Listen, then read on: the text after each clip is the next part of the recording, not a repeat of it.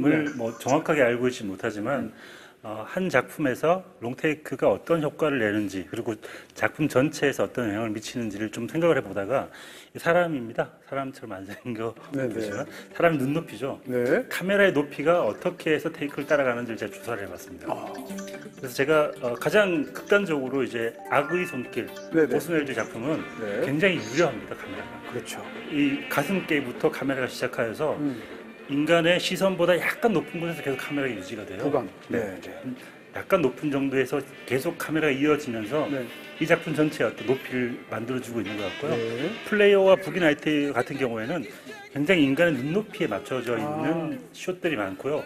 딱 하나 이 플레이어에서 바닥으로 떨어지는 장면이 뭐냐 하면 엽서가 땅에 떨어지는 장면이 있어요. 그렇죠. 그 엽서를 찍기 위해서 카메라가 땅으로 떨어지는 거 말고는 대체로 인간의 시선의 높이에 있다. 그리고 또 하나 스네이크 아이즈 같은 경우에는 권투 경기장인 지하에서 벌어지는 이야기들이 많습니다. 그래서 그렇게 가다가 갑자기 지하로 내려가는 어떤 시선의 높이가 말하자면 스네이크 아이즈는 밀실과 폐쇄에 대한 이야기이기 때문에 카메라가 한 번 떨어지고 난 다음에 계속 이어진다는 어떤 이런 기준 그리고 보시면 아시겠지만 그래비티 같은 경우에는 우주에서 일어나는 일들이잖아요. 그래서 이 카메라의 높이가 어떻게 테이크를 만들어내고 전체적인 영화의 분위기를 자아내는가를 이 시선의 높이로 한번 제가 정리를 해봤습니다.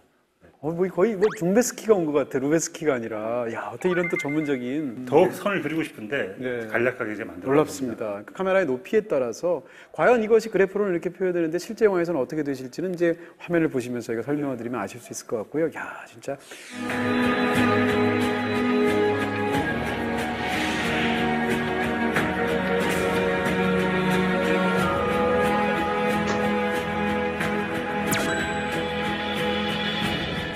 자, 이제 오프닝을 롱테이크로 소개하는 엄청난 영화들이 있는데 그중에 첫 번째로 아마 가장 기억이 생생하실 것 같아서 그래비티 먼저 소개해드리도록 하겠습니다. 자, 그래비티 첫 장면 정말 굉장하죠. 보는 순간 압도되어서 거의 한 12분 동안 이 지속되는 순간 숨을 멎게 하는 장면인데 저는 그런 생각을 해봤습니다. 왜 오프닝부터 롱테이크를 쓰는가? 바로 그겁니다. 왜냐하면 영화라는 건 시간의 예술이잖아요. 시작하는 시간부터 런닝타임이 지속될 때 똑같은 시간을 경험하게 함으로써 몰입도를 높일 수 있겠구나라는 생각을 해봤습니다. 맞습니다. 이 얘기를 제가 영화평론가니까 약간 있는 척 전문적으로 이렇게 포장을 하면서 얘기하면 그걸 영화용어로 디제시스적 시간이라고 얘기합니다. 디제시스적 시간이라는 건 뭔가 하면 그 영화의 그 프레임 안에 들어가서 그 안에서 흐르는 실제 시간. 다시 말해서 영화 속에서 지금 롱테이크 한 12분 정도 흐르잖아요.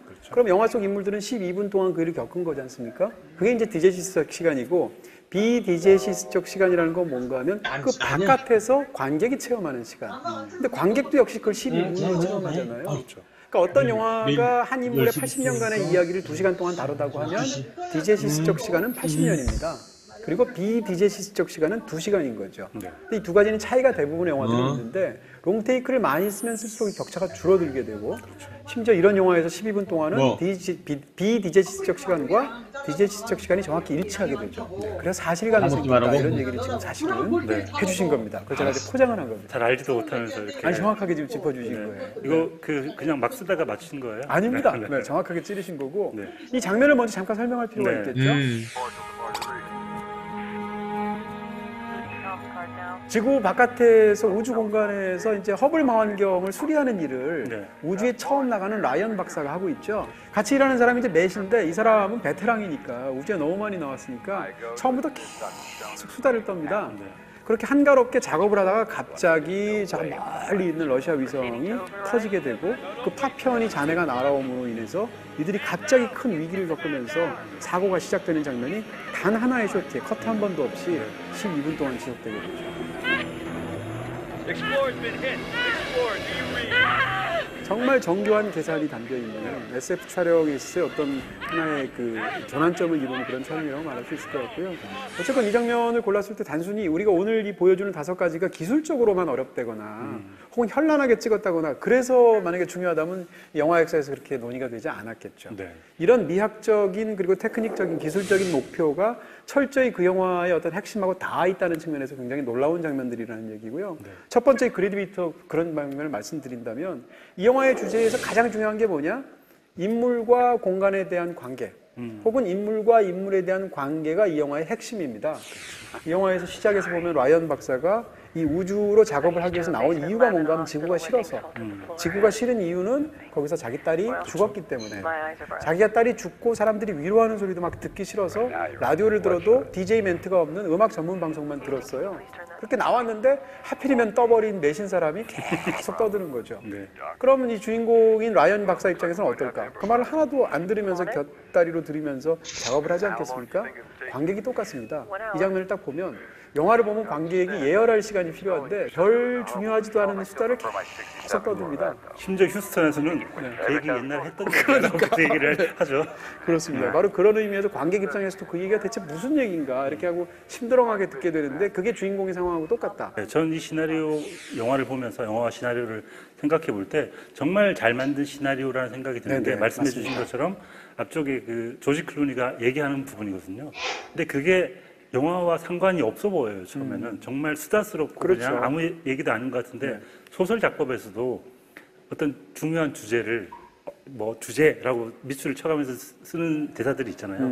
그런 대사들은 사실은 다 쓰레기들이거든요. 네네. 아무 얘기도 아닌 것처럼 얘기하다가 나중에 그 이야기들이 중요하게 되는 그 떠벌이 같은 그런 이야기, 수다의 향연들이 저는 정말 중요한 대사인 것 같은데, 이 영화에서 초반에 나오는 대사들은 정말 압도적으로 잘 만든 대사인 것 같습니다. 그 제목이 그래비티잖아요. 중력이잖아요. 영화가 딱 시작하는 이 롱테이크 첫 장면에서는 중력이 없는 상황에서 벌어지는 일이고, 중력이라는 건 타인과 타인 사이의 관계, 사람과 사람 사이에서 서로 끌어다니는 관계, 혹은 공간, 여기서 공간이라는 것은 지구죠.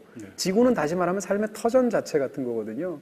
그랬을 때 그 지구로부터 이 라이언이 얼마나 멀리 떨어져서 이 작업을 하고 있는가를 12분간에 걸쳐 생생하게 보여주는 거죠. 이렇게 공간과 세계와 삶의 관계, 혹은 삶과 삶과의 관계를 하나의 롱테이크를 통해서 12분 동안 보여줌으로 인해서 그것을 절묘하게 코멘트하면서 영화가 딱 시작하고 있는 거죠. 롱테이크 역사를 가만 생각해 보면 사실은 영화의 시작은 롱테이크였어요. 그렇죠. 최초 영화를 생각해 보시면 기차. 르미에르, 그렇습니다. 기차의 도착이라는 장면 한번 생각해 보세요. 영화를 보면 그 영화에는 편집이 없습니다. 촬영한 거를 그대로 사실상 앞뒤를 그대로 잘라서 그냥 상영한 거예요. 한 1분 정도 되는 영상을. 그런 면에서 본다면 최초의 영화는 원신 원쇼트였다. 롱테이크였다. 그러다가 처음에 영화가 10년, 20년 지나게 되면서 초기 역사에서 이 쇼트의 길이가 점점 줄어들게 됩니다. 왜냐하면 그래야 훨씬 더 탄력 있는 긴장을 만들어낼 수 있으니까. 근데 그러다가 이 줄어들던 쇼트의 길이가 갑자기 다시 늘어나게 된 계기가 있어요. 그게 뭔가 하면 유성 영화의 시작입니다. 토키 영화의 시대가 나오니까 사운드를 집어넣어야 되는데 대사를 서로 이렇게 말하게 되고 음악을 넣어야 되고 하니까 그것을 특정한 쇼트에서 표현하려면 쇼트의 길이가 길어질 수밖에 없어요.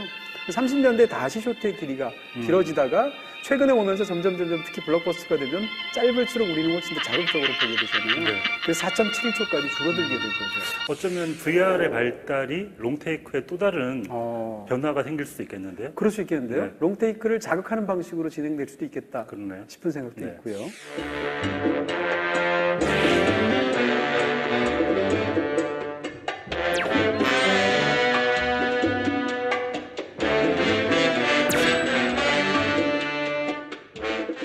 사실 이런 오프닝 롱테이크 시퀀스의 거의 신화적이면서도 원조에 해당하는 작품이 하나 있습니다. 바로 이 작품 악의 손길입니다. 이런 쪽에서 거의 뭐 원조 중에 원조라고 말할 수 있고, 이 이후에 나온 모든 그 오프닝 그 롱테이크 시퀀스는 다 이 오슨 웰스의 터치 오브 이블에 빚을 지고 있다라고 말할 수가 있죠. 오슨 웰즈의 또 유명한 그 롱테이크 장면들이 많죠, 원래. 네, 뭐 예를 들어서 이제 영화 역사에서 오슨 웰스 하면 떠오르는 게 그렉 톨랜드라는 촬영 감독과 결합해서 대표적으로 시민 케인 같은 영화, 뭐 위대한 엠버슨가 같은 영화들인데, 이런 영화들을 보면 롱테이크가 정말 굉장하다는 생각이 있는데 그 얘기는 잠시 후에 합쳐서 말씀을 드리고요. 네. 일단 악의 손길의 첫 번째 장면을 설명을 드리겠습니다. 이 장면은 굉장히 어떻게 보면 간단한 그런 전형적인 스릴러 영화의 시작이에요. 그렇죠. 시작이 되면 누군가 얼굴이 보이지 않는 범인이 폭탄을 만지고 있고, 그 시한폭탄을 차에 장착하고 도망을 가면 그 차에 두 남녀가 타게 됩니다. 아직 관객 입장에서는 누군지 모르죠. 그리고 그 차가 이제 떠나게 되면 그 화면 속으로 또 다른 남녀 커플이 들어오게 되는데 바로 여배우는 자넷 리고 남자 배우는 찰턴 헤스튼이 주인공이겠죠.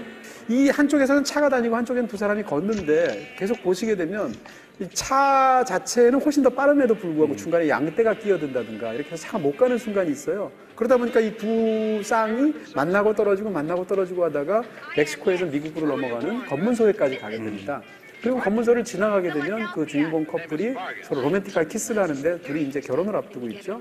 그런 상황에서 키스를 할 때 뭔가 거대한 폭발음을 듣게 되고 그것을 쳐다보면 그 쳐다보는 순간 커트가 바뀌어서 폭발이 일어나는 장면까지 보여주는 그 긴 롱테이크죠. 일단 기술적으로 본다면 당시에는 스테디캠이 없었어요. 그 다음에 당시에 그 컴퓨터 그래픽도 없지 않습니까? 그렇죠. 뭐 등등인데 이 장면을 어떻게 찍어내나 한번 상상을 해보시면 굉장히 놀랍죠. 그 당대에도 그 롱테이크 장면이 준 그 충격이 있었고요. 굉장히 일단 기술적으로 난도가 높은 촬영이었을 거예요.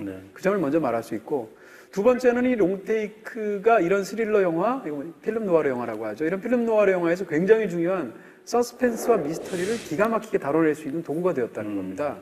일단 미스터리는 뭔가 하면 시작하자마자 롱테이크 보통 이렇게 시작하면 멀리서 시작하거든요. 그렇게 하지 않고 바로 인물의 손에서 클로즈업으로 시작합니다. 가슴께에서? 네, 가슴께에 폭탄을 들고 있죠. 그리고 그 사람은 누군지 모릅니다. 그리고 그 사람은 폭탄을 장착하자마자 사라지기 때문에 우리 마음의 의문, 후너닛이라고 보통 말을 하죠. 누가 이 일을 했단 말인가에 대한 의문이 생기죠. 미스터리가 생기죠. 그렇죠. 근데 그 미스터리가 서스펜스랑 금방 교대합니다. 왜냐하면 그 사람이 가자마자 바로 한 커플이 타게 되거든요. 타는 순간 관객 마음에서는 저게 언제 터질 텐데 언제 터지나 조마조마하게 되는데 이 사람들은 누군지 모르는데 심지어는 다른 커플이 와가지고 커플은 주인공이지 않습니까?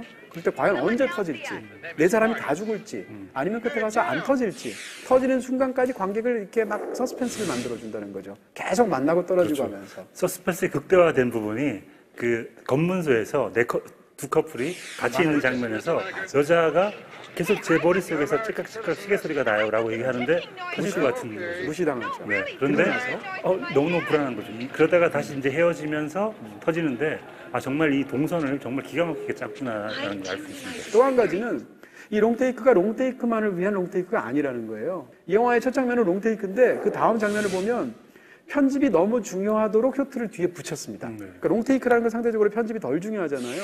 근데 롱테이크 뒤에 붙은 장면은 주인공이 화면 바깥에서 소리가 꽝 하는 소리가 들리죠. 그 순간 키스를 하고 있다가 고개를 돌리는 순간 긴 롱테이크가 딱 끝나고 폭발하는 장면을 딱 보여주죠. 형사니까 본능적으로 뛰어가게 되죠. 그 뛰어가는 장면은 어떻게 찍었냐면 그 앞에까지의 롱테이크는 정교하게 카메라가 워크를 하죠.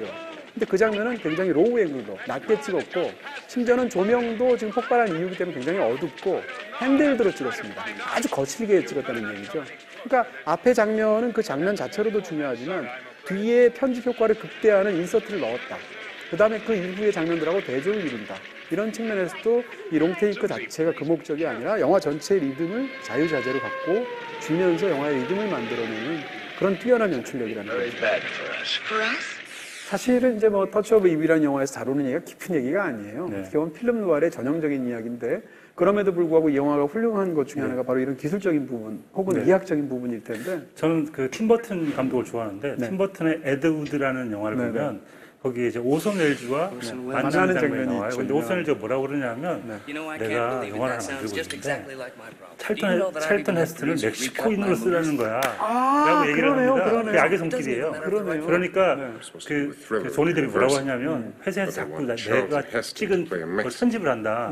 그러니까 난 이런 경우라고 오손 웰즈 얘기하니까 조니 뎁이 그런데도 찍어야 합니까? 라고 물어보죠. 그러니까 오손 웰즈가 작품이 좋으면 찍어야지 라고 얘기를 하고 찍은 작품이 바로 이 작품이네요. 이 작품이죠. 네, 지금 뭐 정확히 이 영화가 사실은 후반 말씀하신 것처럼 나중에 수많은 영화들에 많이 이제 인용이 되기도 하고 어떤 오마주의 대상이 되기도 하는데 제가 기억나는 거는 가장 비슷했던 건 LA 컨피덴셜의 어떤 그 플롯이나 이런 걸 그렇습니다. 흡수했던 것 같습니다. 네, 직접적으로 영향을 준 작품이 정말 많고요.